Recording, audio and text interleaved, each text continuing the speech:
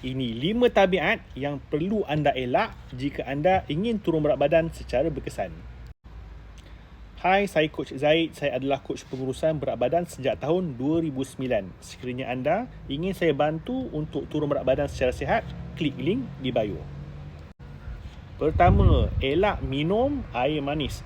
Tak kisah teh tarik ke, kopi susu ke, minuman boba, minuman kopi yang mengandungi banyak krima, susu pekat manis dan sebagainya. Ia mempunyai kalori yang tinggi dan sangat sukar untuk anda turunkan berat badan. Sebaiknya tukar kepada minuman air kosong atau green tea ataupun air yang bercampur lemon dan juga campuran buah-buahan. Nombor 2, elak makan lewat. Biasanya kita akan berehat, tidur waktu malam. Jadi kita tak nak mempunyai kalori berlebihan. Sekiranya anda tidur dalam keadaan kalori yang banyak, yang tidak dibakar, dia akan convert sebagai lemak. Sebaik-baiknya makan malam itu perlu ada gap 3 ke 4 jam sebelum tidur.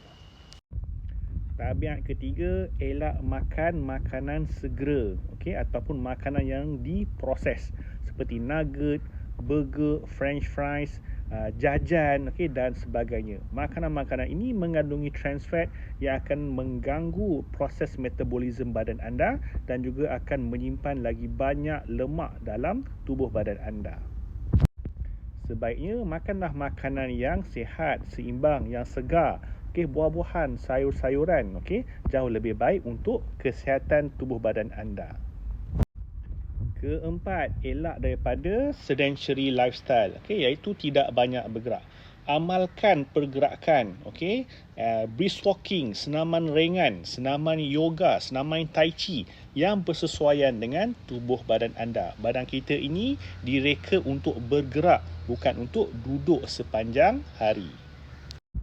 Lagi banyak anda bergerak, lagi sihat jantung anda, lagi tinggi kadar metabolisme badan untuk membakar kalori dalam tubuh badan anda. Nombor 5, elak emotional eating. Apabila anda marah, kecewa, gembira, elak daripada menggunakan emosi anda untuk makan. Jika anda stres, makan. Jika anda gembira, anda makan, anda celebrate. Ini tidak elok untuk kesihatan anda dan boleh mengganggu proses penurunan berat badan anda. Belajar sesuatu, follow dan share dengan rakan-rakan anda.